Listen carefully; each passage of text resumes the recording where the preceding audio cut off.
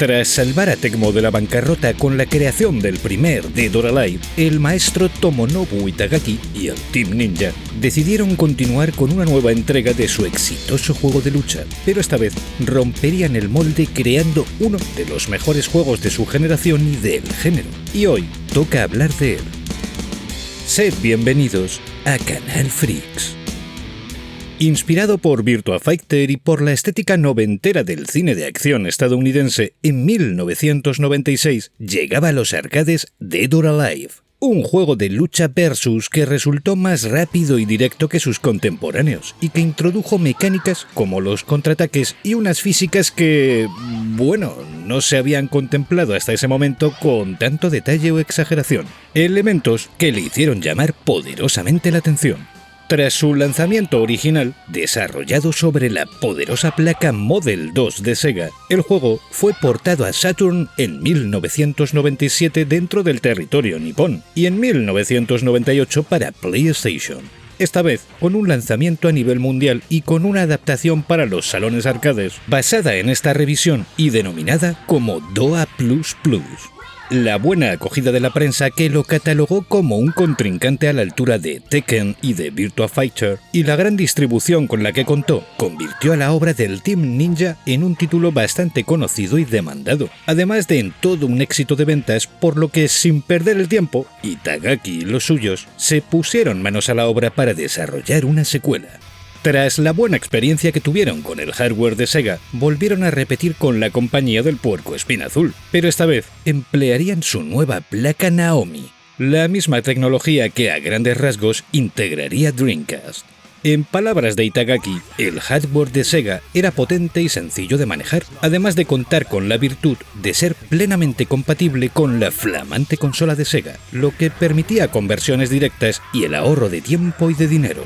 De esta forma, aparecía a finales de 1999 en Japón la primera versión recreativa de la secuela, titulada simplemente como Dead or Alive 2, que contaría meses más tarde con una revisión preparada para el mercado internacional y que llevaría por sobrenombre Millennium.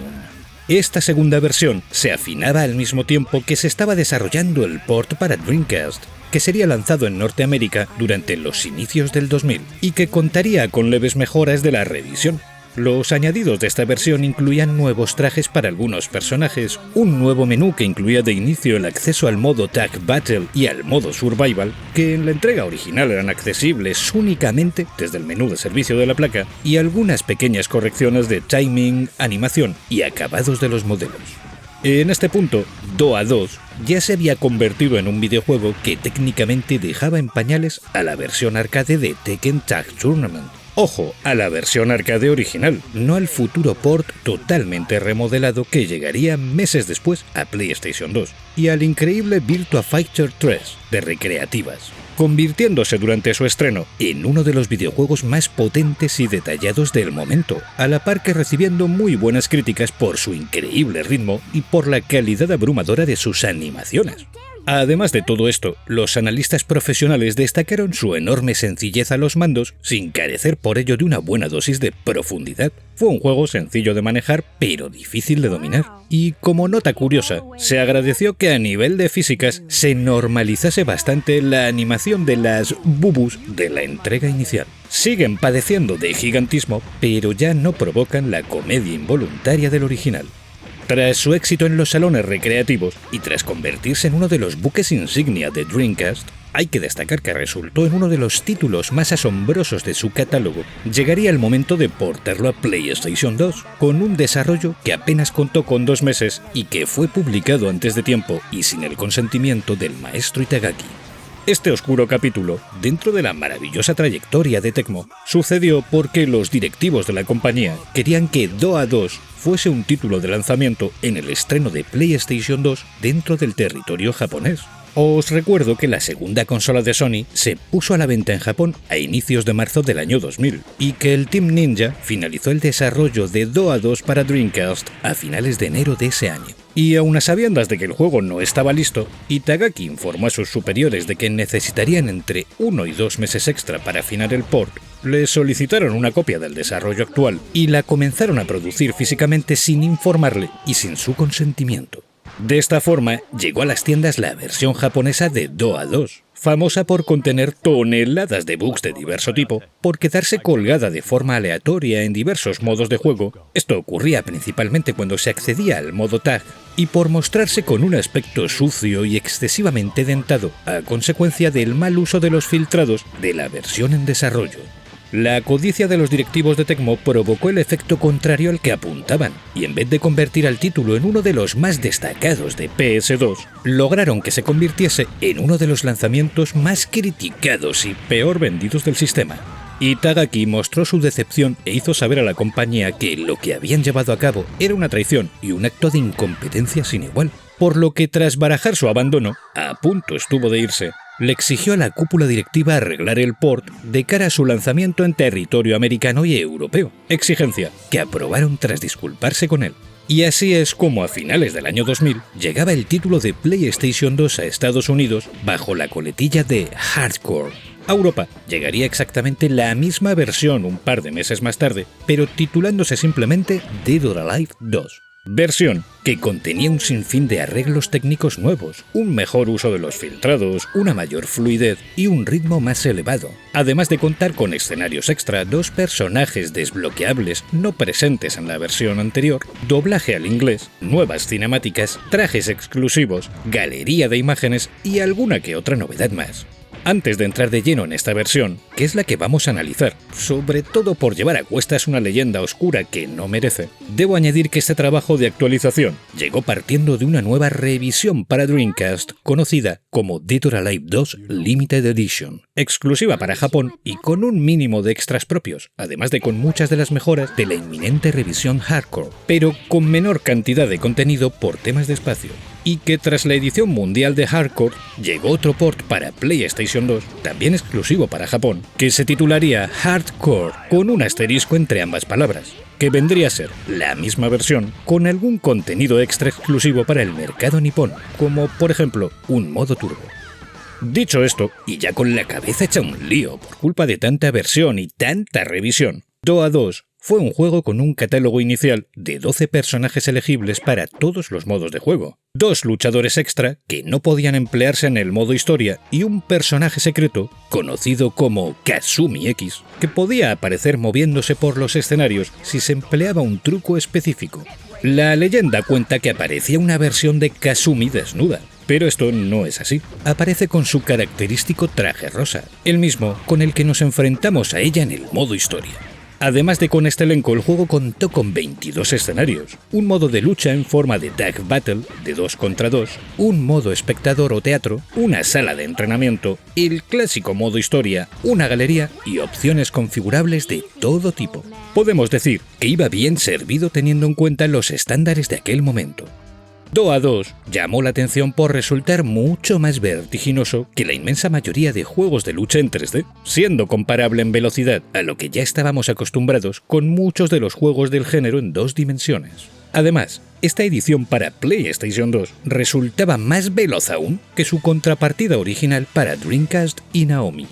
Por otra parte, y es algo que ya funcionaba de forma llamativa en su entrega inicial, DOA 2 hacía un uso muy marcado en torno a las opciones de contraataque, permitiendo que los jugadores no solo se valiesen de la clásica opción defensiva de parar golpes, sino también de devolverlos en forma de llave si eran detenidos con el timing correcto. Hoy en día, esto puede parecer algo nimio, pero a finales de los 90 e inicios de los 2000 era un sistema que apenas se había empleado y que terminaría por convertirse en un estándar para casi cualquier título 3D del género, ya que actualmente casi todos los de su estilo combinan bloqueo con llaves defensivas y ofensivas. Como otra de sus señas de identidad, DOA 2 permitía que los personajes se desplazasen por los inmensos decorados del juego, tanto en profundidad como en longitud, además de aportar unos niveles que en la mayoría de los escenarios contaban con distintas secciones a las que se accedía tras lanzar al rival por los lugares preparados para tal fin, o al ser lanzados nosotros por ellos. Hay que reconocer que los escenarios de DOA 2, en todas sus versiones, estaban a otro nivel gracias a este concepto y se sentían realmente enormes y variados en la mayoría de los casos, además de aportar un diseño y una calidad gráfica que más de 20 años después sigue siendo notoria. Por otro lado, resultó en un producto con un acabado excelente, y que en esta versión hardcore, pese a lo que suele comentarse, contó con no pocas mejoras gráficas, como el empleo de efectos de volumetría ambiental, una iluminación bastante más avanzada para los focos de luz de los escenarios y unos sombreados mucho más detallados para los personajes y para sus sombras proyectadas. La carga poligonal de los luchadores aumentó ligeramente, los materiales de muchos elementos de los escenarios se modernizaron, se incluyeron algunos efectos de reflexión no presentes en anteriores versiones y se introdujeron efectos de blurring puntuales, sin olvidar que se añadieron nuevas animaciones para la mayoría de los luchadores. En algunos casos se eliminaron las antiguas y se cambiaron por otras más modernas y refinadas. Pese a ser una versión que de nuevo funcionaba en una resolución de 480 en modo entrelazado, como la inmensa mayoría de los títulos de PlayStation 2 y de aquella era, para esta revisión se mejoraron los filtrados, logrando un mejor acabado general y reduciendo el exagerado aspecto pixelado que se mostró en la versión de lanzamiento japonesa. Y es algo que entiendo que podéis contrastar simplemente observando las imágenes que acompañan al vídeo. Si bien se puede considerar a esta versión como la más completa de la segunda entrega, junto a su edición japonesa, y teniendo en cuenta que a nivel de contenido y de calidad gráfica está muy por encima de sus homónimas en Dreamcast, siempre recibió un trato vejatorio por contener algunas texturas en menor resolución que en la máquina de Sega, y por no hacer un uso tan marcado del anti-alias. Lo normal en las comparativas era mostrar la versión de Dreamcast ejecutándose en progresivo contra la de PlayStation 2, haciéndolo en entrelazado. Y claro, notablemente resultaba mucho más perfecta la imagen de la consola de Sega. Pero salvando esta opción y teniendo en claro que a Dreamcast en cuestiones de calidad de color y de filtrados no la ganaba ninguna otra máquina de su generación, lo cierto es que comparando ambas versiones en un televisor de tubo de la época, esta edición para la máquina de Sony lucía mejor en casi todos los aspectos, se sentía más fluida y aportaba determinadas calidades de post-procesado que eran imposibles en la consola de Sega. Para gustos, los colores, pero que un juego posea 4 texturas con más resolución que en su versión rival no lo convierten mejor, y menos aún cuando en todo lo demás se aportaba mayor detalle y finura. Lo podríamos resumir diciendo que la calidad de la imagen era mejor en los sistemas de Sega y que la realización y los contenidos eran superiores en el sistema de Sony. Dejando esa comparación a un lado, DOA 2 fue un juego que, sin llegar a convertirse en un superventas, logró auparse como un rival digno de sagas ya consagradas, y gracias a su personalidad propia, su velocidad, simpleza de control, inmediatez y calidad gráfica y de diseño, los seguidores de los Versus lo reconocieron como una opción de calidad a tener en cuenta. DOA 2 era un título cuyos combates se resolvían en cuestión de unos pocos segundos, aunque siempre podía subir en las opciones la cantidad de vida de los rivales, porque su enfoque estaba más cerca de una reinterpretación del Bushido que de las artes marciales o de los estilos de lucha clásicos, en el sentido de que la importancia de los ataques o contraataques debían resultar más letales. Esta sensación funcionaba bien con la inteligencia artificial, que era bastante buena en su momento si partimos de su dificultad normal, pero en donde realmente se apreciaba esa esencia pretendida de resultar letal con la mayor brevedad posible o con el menor número de golpes a emplear, cobraba una dimensión nueva cuando jugabas contra otro humano que estuviese familiarizado con los controles. Y es entonces cuando DOA 2 brillaba de verdad por la exigencia en los timings y por la importancia de las contras. Eran combates fugaces a muerte, y la tensión que ejercían las normas del juego lo convertían en un título único. Podría gustarte más o gustarte menos. Esto ya es una cuestión de preferencias de cada uno, pero innegablemente tenía una esencia propia que se alejaba de la de Tekken y que estaba más próxima a la de un Virtua Fighter vitaminado con un extra de velocidad. Si os gustan los Versus, DOA 2, en cualquiera de sus versiones, es espectacular, aunque más completo en esta edición que analizamos. Y sigue siendo un juego del todo recomendable si sois amantes de lo retro. Ahora bien, existió otra versión de DOA 2 que yo suelo considerar como una entrega aparte, porque alteró tanto todos los aspectos de los originales que en esencia se convirtió en otro juego, y ese otro juego fue DOA Ultimate. Si ya os parecieron bastantes las versiones del original, de las que existen 9 en total si contamos las actualizaciones del arcade y las diferentes versiones entre sistemas de videoconsolas y franjas territoriales, tocaba añadir una extra que en realidad fue un remake completo, exclusivo de Xbox. Ultimate contó con el motor gráfico actualizado que se empleó en Dead or Alive 3, incluyó el contenido de la versión hardcore de Dead or Alive 2, añadió un personaje extra, estrenó otros 6 escenarios exclusivos de esta edición y amplió los existentes. Otorgó a todos los personajes nuevos aspectos, agregó un modo online que se convirtió en el mejor que había incluido juego alguno de peleas hasta 2004, e introdujo mecánicas extraídas directamente de Dead or Alive 3. Solo hay que verlo unos segundos en movimiento para darse cuenta de que se trata de otro juego, ya que la calidad gráfica está muy por encima de 2 a todos los niveles. Texturas, modelados, iluminación, sombreados e efectos de partículas, y metieron tantos añadidos a los escenarios y tantas variaciones de los mismos que en algunas ocasiones hasta cuesta reconocer los originales. Además de esto, la peculiaridad que más lo aleja del original es la inclusión del libre movimiento en 3D que introdujo la tercera entrega. En el 2 nos movíamos en profundidad por los escenarios, pero estando siempre alineados con el rival. Y aunque no funcionaba exactamente igual que en la tercera entrega, sobre todo cuando empleábamos las contras o los movimientos defensivos, se asemejaba bastante a esta.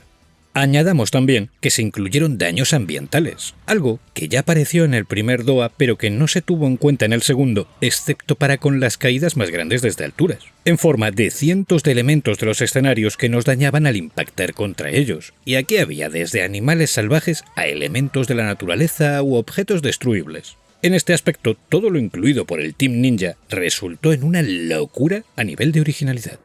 Es un título en donde hasta se crearon nuevas pistas de sonido, aunque se puede jugar con las originales. Se incluyó metraje CGI y en donde se acompañaba con un segundo DVD que incluía una versión mejorada del primer DOA para Saturn. Digamos que esta sí que es la versión más completa y potente del juego. Pero claro, es un remake al 100% y difiere mecánicamente del original en bastantes aspectos. Por cierto, en esta versión sí que aparece Kazumi X sin ropa y puede verse en el escenario del laboratorio dentro de un enorme tubo de ensayo, sin trucos de por medio. Algo que creó bastante polémica en su momento y que supuso un aumento de calificación de edad en ciertos territorios. Como último apunte, y en relación a esto, solo me queda opinar sobre las polémicas con Dead or Alive, y debo decir que siempre me han parecido absurdas. Porque sí, los personajes femeninos son voluptuosos a conciencia y están diseñados con una clara intención sexual. Esto es innegable, y el mismo Itagaki lo expresó desde el principio,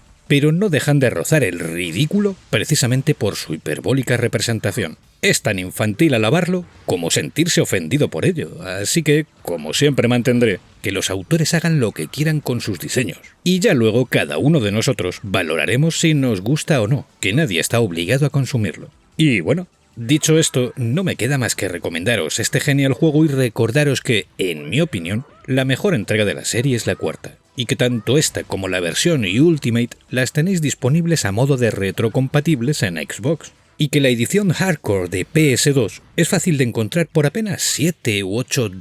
euros de segunda mano. Y ahora sí, me despido y os doy las gracias por vuestro tiempo y por vuestra atención. Nos vemos en el próximo vídeo. ¡Saludos!